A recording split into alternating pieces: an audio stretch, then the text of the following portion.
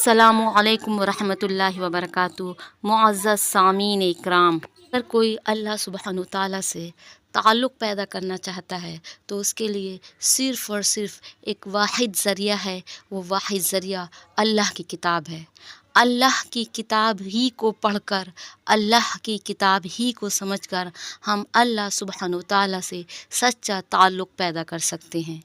اللہ کی کتاب ہی ہماری نجات کے لیے واحد ذریعہ ہے۔ نبی اکرم صلی اللہ علیہ وسلم نے فرمایا، میں جا رہا ہوں، میں اس دنیا سے رخصت ہو رہا ہوں، لیکن میں تمہارے لیے دو ناصح چھوڑ کر جا رہا ہوں۔ ایک موت، وہ نصیحت کرنے والی ہے، وہ خاموش نصیحت کرتی ہے۔ دوسرا قرآن جاگتا ناصح ہے۔ اس کی نصیحت ہم کیسے حاصل کریں گے؟ اس کی نصیحت جب بھی حاصل کر سکتے ہیں جب اس کو بنظر غائر پڑھیں، ہدایت لینے کی غرض سے پڑھیں، اللہ سے محبت کی غرض سے پڑھیں۔ یہاں پر میں آپ کے ساتھ ایک دعا شیئر کر رہی ہوں۔ وہ دعا اگر ہم صدق دل سے یہ دعا مانگیں گے تو وہ دعا اللہ سبحانہ وتعالیٰ سے تعلق پیدا کرنے کا ذریعہ بنے گی۔ اس دعا کو پڑھیے اور اس دعا کو دل کی گہرائیوں سے یاد کریے اور ہر نماز کے بعد کریے، اللہ سبحانہ وتعالیٰ آسانی فرمائیں گے۔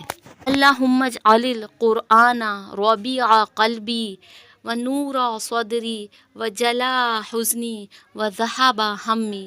اے اللہ، قرآن کو میرے دل کی بہار اور میرے سینے کا نور اور میرے غم کو زائل کرنے والا اور میری فکر کو دور کرنے والا بنا دیجیے۔ کو یاد کریں اور اس دعا کو یاد کرنے کے بعد اس دعا کو قرآن کا درس شروع کرنے سے پہلے پڑھنے کا معمول بنائیں۔ اگر صدق دل کے ساتھ یہ دعا پڑھی جائے گی تو اللہ سبحانہ وتعالیٰ اپنی رحمتیں اور اپنی برکتیں ضرور نازل فرمائے گا۔ کل میں نے جو سورہ انعام کی آیت پڑھی تھی اور اس کا ترجمہ کیا تھا، اور میں نے آپ سے درخواست کی تھی کہ سورہ انعام کی آیت کو کھول کر پڑھیں اور اس کا ترجمہ یاد کریں، پھر اس کو دھیرے دھیرے سمجھنے کی کوشش کریں گے۔ قرآن کی ہر آیت کا کما حقہ مطلب سمجھنا تو مشکل ہے، لیکن ہلکی سی روشنی ڈال سکتے ہیں، ہلکی سی تفسیر سیکھ سکتے ہیں۔ ہر آیت کے اندر اللہ سبحانہ وتعالیٰ نے علم و حکمت کے خزانے پوشیدہ کر رکھے ہیں۔ وہ اللہ سبحانہ وتعالیٰ ان لوگوں کے ذہنوں پہ کھولتے ہیں جو اس میں غور و فکر کرتے ہیں۔ اس آیت میں یہ بتایا گیا ہے، لوگ ایمان لائے اور انہوں نے اپنے ایمان کو شرک کے ساتھ خلط ملط نہیں کیا، ان کے ایمان میں شرک کا شائبہ بھی نہیں آیا، تو وہ لوگ کے لیے دنیا میں انعام یہ ہوگا کہ ان کو امن و امان ملے گا اور وہی ہدایت یافتہ ہوں گے۔ کی مختصراً تشریح میں اپنی پچھلی ویڈیو میں کر چکی ہوں، اب پھر شرک کی تشریح پر روشنی ڈالنی۔ شرک کیا ہے اور توحید کیا ہے؟ شرک ایک ہلاک کرنے والا گناہ ہے۔ اللہ سبحانہ وتعالیٰ سارے گناہوں کو معاف کر دے گا لیکن شرک کو نہیں معاف کرے گا۔ وقت نبی اکرم صلی اللہ علیہ وسلم نے مکے کی سرزمین پر اللہ کا پیغام سنانا شروع کیا تھا، اس وقت مکے والوں کا کیا عقیدہ تھا؟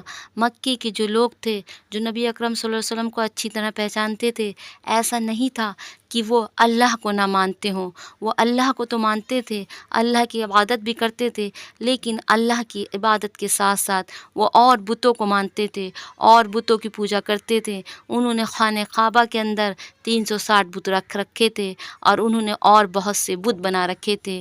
ایک بت کا نام عزا تھا اور ایک بت کا نام منات تھا۔ عزا اللہ سبحانہ وتعالیٰ کی صفت ہے عزیز، عزیز سے بدل کر انہوں نے اس بت کا نام عزا رکھ رکھا تھا۔ اللہ سبحانہ وتعالیٰ کی صفت ہے منان، اسی سے انہوں نے ایک بت کا نام منات رکھا تھا، اور وہ ان بتوں کی پوجا کرتے تھے اور ان کا یہ عقیدہ تھا کہ ہم ان بتوں کی پوجا اس لیے کرتے ہیں کہ یہ بت ہمیں اللہ سبحانہ وتعالیٰ کی قربت نصیب فرمائیں گے، ہمیں اللہ سبحانہ وتعالیٰ کے قریب کریں گے، ہماری اللہ سبحانہ وتعالیٰ کے یہاں سفارش کریں گے۔ نبی اکرم صلی اللہ علیہ وسلم نے اسی کے خلاف آواز اٹھائی، اسی کی دعوت دی، اور جس نے اس دعوت پہ لبیک کہا وہ مسلمان ہوا۔ بلال رضی اللہ تعالیٰ عنہ کا واقعہ ہم تاریخوں میں پڑھتے ہیں کہ بلال رضی اللہ تعالیٰ عنہ جس کے غلام تھے، ان کا مالک جو تھا وہ ان کے سینے پہ پتھر رکھ کر کھڑا ہو جاتا تھا اور وہ کہتے تھے احد احد، صرف اسی کی لڑائی تھی۔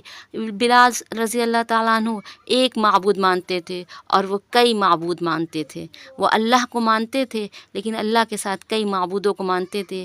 اس لیے آپ لوگ اس بات کا خیال رکھیے، ایسا نہیں ہے کہ اللہ کو ماننے کے ساتھ ساتھ ہم کسی اور کو بھی مان سکتے ہیں، کیونکہ اللہ تعالیٰ اپنی خدائی میں کسی کی پارٹنرشپ یا کسی کی شرکت برداشت نہیں کرتا ہے۔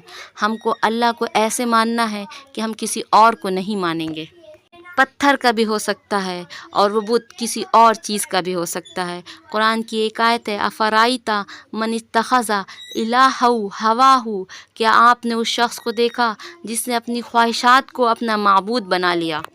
بات کا بھی دھیان رکھیے کہ ایسا نہیں ہے اللہ سبحانہ و تعالیٰ کے ہاں ایک جرم کی الگ الگ سزا ہو۔ جو سزا اللہ سبحانہ و تعالیٰ نے قرآن شریف میں مشرکین مکہ کے لیے سنائی ہے، وہی سزا اگر کوئی اس زمانے میں کوئی وہی جرم کرے گا، وہی شرک کرے گا، تو اس کے لیے بھی وہی سزا سنائی ہے۔ ہم کو توحید ملی ہوئی ہے، ہم کو اللہ سبحانہ و تعالیٰ نے ماں کی گودوں میں کلمہ نصیب فرمایا ہے، لیکن بیشتر مسلمان وہ کلمے کی حقیقت سے بے بہرہ ہیں۔ اللہ سبحانہ و تعالیٰ کی عبادت کرنے کے ساتھ ساتھ وہ دوسری چیزوں کو بھی مانتے ہیں، دوسری چیزوں کو بھی اللہ کے خدائی میں شریک کرتے ہیں، دوسری چیزوں سے منت مانتے ہیں، دوسری چیزوں پہ چڑھاوے چڑھاتے ہیں۔ یہ سب چیزیں شرک کے دائرے میں آتی ہیں۔ صرف اور صرف اللہ سبحانہ و تعالیٰ کی عبادت ہی حقیقی توحید ہے، اور توحید ایمان کی ریڑھ کی ہڈی ہے۔ توحید کے بغیر ایمان کی عمارت قائم نہیں ہو سکتی۔ توحید ہی انسان کی نجات کا ذریعہ ہے۔ اللہ کو ایسے ایک ماننا کہ اللہ کی ذات میں بھی اللہ ایک ہے، اپنی صفات میں بھی ایک ہے۔ جیسے اللہ کی پوجا کی جاتی ہے ویسے ہم کسی اور کی پوجا نہیں کریں گے، جیسے اللہ سے دعا مانگی جاتی ہے ویسے ہم کسی اور کے آگے دعا نہیں مانگیں گے۔ یہی توحید ہے۔ یہی وجہ ہے اسلام کے اندر اللہ کے علاوہ کسی اور کے آگے سر جھکانا منع ہے۔ یہی وجہ ہے اسلام میں اللہ کے علاوہ کسی اور سے منتیں مانگنا منع ہے، اللہ کے علاوہ کسی اور سے دعا مانگنا منع ہے۔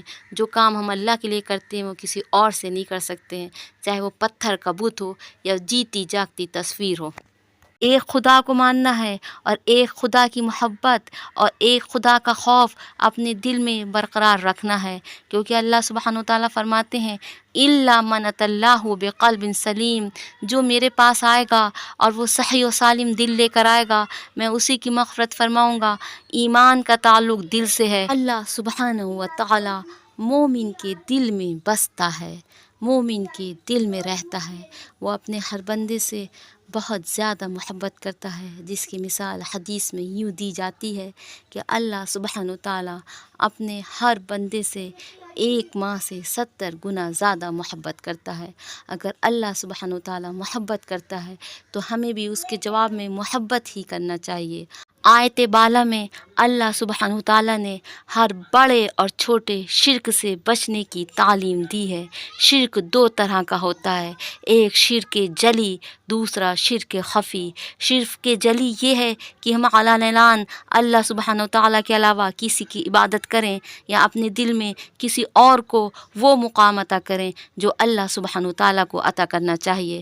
اگر ہم اپنی بیوی بچوں سے یا خاندان والوں سے یا اپنے دوستوں سے یا اپنے پڑوسیوں سے محبت رکھتے ہیں یا حسن سلوک کرتے ہیں تو اس میں بھی ہماری نیت یہ ہونی چاہیے کہ ان سے محبت کرنے کا اللہ نے حکم دیا ہے اور ہم ان سے محبت صرف اللہ کے واسطے کرتے ہیں۔ وہ حدیث مشہور ہے، بخاری میں ہے، مسلم میں ہے، مشکات میں، الحب فی اللہ والبغض فی اللہ، اللہ ہی کے لیے محبت کرو اور اللہ ہی کے لیے دشمنی کرو۔ جس نے اللہ کے لیے محبت کی اور جس نے اللہ کے لیے دشمنی کی اس کا ایمان مکمل ہو گیا۔ ایمان کے اعلیٰ درجے تک پہنچنا چاہتے ہو، اگر ایمان کی سب سے اوپر والی منزل پہ بیٹھنا چاہتے ہو تو اپنے دل میں یہ کیفیت پیدا کرو کہ ہر ایک سے اللہ کے واسطے محبت کرو اور ہر ایک سے اللہ کے واسطے دشمنی کرو۔ اپنے نفس سے بھی محبت کرو، اپنے آپ سے بھی محبت کرو تو اللہ کے واسطے کرو، کیونکہ اللہ سبحانہ و تعالیٰ نے اپنے نفس کا بھی حق رکھا ہے۔ اگر دل کی یہ کیفیت ہوگی تو اس دنیا کو چھوڑنا آسان ہوگا، اس دنیا کو رخصت کہنا آسان ہوگا، اس دنیا کو الوداع کرنا آسان ہوگا، کیونکہ انسان اس کے پاس جانے کو پسند کرتا ہے جس سے وہ محبت رکھتا ہو۔ اگر تم نے دنیا سے دل لگایا، اگر تم نے دنیا سے محبت کی تو تم دنیا کو چھوڑو گے تو درد و تکلیف کے ساتھ، قرب کے ساتھ چھوڑو گے، اور اگر تم نے دنیا سے دل نہیں لگایا بلکہ اللہ سے محبت کی، اللہ کی کتاب سے محبت کی، اللہ کے کلام سے محبت کی، اللہ کے رسول سے محبت کی، تو اس وقت دنیا کو چھوڑتے ہوئے ذرہ برابر غم نہیں ہوگا، قرب نہیں ہوگا، خوشی خوشی اللہ سبحانہ و تعالیٰ سے ملاقات کا شوق لے کر اس دنیا سے رخصت ہوگے۔ یہ بہت اعلیٰ اور اونچا مقام ہے۔ اس مقام تک پہنچنے کے لیے ہمیں کوشش کرنا ہے، کوشش کرنے کے ساتھ ساتھ دعا بھی کرنا ہے۔ جب ہم اللہ سے دعا کریں گے تو اللہ سبحانہ و تعالیٰ ہمیں عطا کرے گا۔ اللہ سبحانہ و تعالیٰ سے اس کی محبت مانگیں۔ دنیا کی محبت ہر خطا کی جڑ ہوتی ہے۔ میں شرک جلی اور شرک خفی کی تعریف کر رہی تھی۔ شرک خفی کیا ہے؟ شرک خفی ایک پوشیدہ شرک ہے جو انسان کے دل میں پیدا ہوتا ہے۔ اگر آپ نے کوئی نیکی کی اور نیکی کرنے میں آپ نے یہ نیت کی کہ اس سے دوسرا بھی خوش ہو، اللہ بھی خوش ہو، تو اللہ یہ پسند نہیں کرتا۔ یہ ریا ہے اور ریا کو شرک خفی کہتے ہیں۔ لہٰذا اللہ سبحانہ و تعالیٰ ہمیں شرک خفی سے بھی بچائے اور شرک جلی سے بھی بچائے۔ کی کتاب میں شرک خفی کرنے والوں یعنی ریا کرنے والوں کے لیے جب الحزن کی وعید سنائی گئی ہے۔ جب الحزن کیا ہے؟ جب الحزن جہنم کا ایک کنواں ہے جس سے جہنم خود پناہ مانگتی ہے، اس میں ریاکاروں کو داخل کیا جائے گا۔ لہٰذا ریا سے بھی بچنا چاہیے۔ ہر چھوٹے بڑا کام، ہر چھوٹی بڑی سنت، ہر چھوٹی بڑی دعا، ہر اٹھنا اور بیٹھنا، ہر صبح اور شام اللہ کی رضا کے لیے، اللہ کی محبت کے لیے کرنا چاہیے۔ دل غیر اللہ سے قطعی بے تعلق ہو۔ ایمان کا تعلق دل کی گہرائیوں سے ہے۔ اگر دل میں یہ مقام پیدا ہوگا تبھی ہمارا ایمان پکا ہوگا، تبھی ہمارا ایمان پختہ ہوگا۔ ہمیں اپنے ایمان پہ محنت کرنی ہے۔ جب ایمان پختہ ہوگا تو اعمال صالحہ کرنا آسان ہوں گے۔ شرک کی ہر قسم سے بیزاری حاصل کرنا ہے، چاہے وہ شرک جلی ہو، چاہے وہ شرک خفی ہو۔ شرک سے ہمیں اپنے آپ کو بچانا ہے، اپنی آئندہ آنے والی نسلوں کو بچانا ہے، امت مسلمہ کو بچانا ہے۔ آج کے مسلمان کلمہ تو پڑھتے ہیں کیونکہ کلمہ ان کو بغیر قربانی کے مل گیا ہے، لیکن کلمے کی حقیقت کو نہیں سمجھتے، جانے انجانے میں شرک میں مبتلا ہو جاتے ہیں۔ اور اللہ سبحانہ و تعالیٰ انصاف پسند ہے۔ ایسا نہیں ہے کہ قریش مکہ کو عذاب دے گا اور آپ کو بخش دے گا۔ اگر آپ نے وہی کام کیے جو قریش مکہ نے کیے تھے تو آپ اور ہم بھی عذاب میں مبتلا ہوں گے۔ نعوذ باللہ، اللہ سبحانہ و تعالیٰ ہمیں شرک جلی سے اور شرک خفی سے بچائے۔ دوسرا جو اس آیت میں بتایا گیا ہے وہ ظلم بتایا گیا ہے۔ ایک تو ہمیں شرک سے بری ہونا ہے، دوسرا ظلم سے پرہیز کرنا ہے، کیونکہ شرک اور ظلم یہ دو ہلاک کرنے والے گناہ ہیں۔ پہلے شرک سے بچو، پھر ظلم سے بچو۔ ظلم چاہے چھوٹا ہو یا بڑا ہو، وہ ظلم ہی ہوتا ہے۔ یہ ایک بڑا گناہ ہے، اللہ تعالیٰ کیا اس کی پوچھ ہوگی۔ لہٰذا ادنا سے ادنا زیادتی کرنا بھی ظلم کہلاتا ہے۔ ہمارے معاشرے میں یہ ایک عام ہو چکا ہے۔ کبھی استاد شاگرد پہ ظلم کرتا ہے، کبھی بڑے چھوٹے پہ ظلم کرتے ہیں، کبھی چھوٹا بڑے پہ ظلم کرتا ہے، کبھی ساس بہو پہ ظلم کرتی ہے، کبھی بہو ساس پہ ظلم کرتی ہے، کبھی اولاد اپنے والدین پہ ظلم کرتی ہے، کبھی والدین اولاد پہ ظلم کرتے ہیں۔ لہٰذا ظلم کی تعریف سمجھ کے ذرہ برابر بھی ظلم سے بچنا چاہیے، کیونکہ اللہ سبحانہ و تعالیٰ کیا اس کی پوچھ ہوگی۔ ظلم کے لفظی معنی چیزوں کو اس کی غیر مقام میں رکھنا یا ذاتی کرنے کے ہیں۔ جو حق اللہ سبحانہ و تعالیٰ نے کسی پر مقرر نہیں کیا ہے اس پہ ذاتی کرنا ظلم کہلاتا ہے۔ اکرم صلی اللہ علیہ وسلم نے فرمایا، انصر اخاک ظالما او مظلوما، اپنے بھائی کی مدد کرو چاہے وہ ظلم کرنے والا ہو چاہے وہ مظلوم ہو۔ صحابہ کرام نے پوچھا کہ مظلوم کی تو ہم مدد کریں گے کہ ہم اس کو ظلم سے بچا لیں گے، ظالم کی مدد کیسے کریں گے؟ تو آپ صلی اللہ علیہ وسلم نے فرمایا، اس کو ظلم کرنے سے روکو۔ कोई छोटा अपने बड़ों पे जुल्म कर रहा हो या कोई ताकतवर छोटों पे जुल्म कर रहा हो तो हमें रोकना चाहिए। अगर हमने नहीं रोका तो हम भी अल्लाह सुब्हानहू व तआला के दरबार में वाजिबुल जवाब होंगे। हमसे भी पूछा जाएगा कि तुमने बावजूद कुदरत के जुल्म से क्यों नहीं रोका। अदना भी हो सकता है, जुल्म हम आँख के इशारे से भी कर सकते हैं। अगर हमने किसी को आँख के इशारे से बुराई की तो ये भी जुल्म में शामिल है। अगर हमने किसी को अदना सा मार लगाई तो ये भी जुल्म में शामिल है। हमें एक वाक़या नबी अकरम सल्लल्लाहु अलैहि वसल्लम की ज़िंदगी का याद आ रहा है, मैं उसको आपके साथ शेयर कर रही हूँ। आप सल्लल्लाहु अलैहि वसल्लम ने अपनी घर में उम्मे हबीबा रज़ी अल्लाह तआला अन्हा के घर में थे और किसी बच्ची को किसी काम से बाहर भेजा और बाहर भेजने के बाद जब वो बहुत देर में वापस आई तो उस बच्ची से कहा कि अगर हमें ये खौफ ना होता कि अल्लाह ताला सुब्हानहू हमसे पूछ करेगा तो मैं तुम्हें मिसवाक की डंडी से मारता। यानी मिसवाक की डंडी से मारना भी जुल्म है।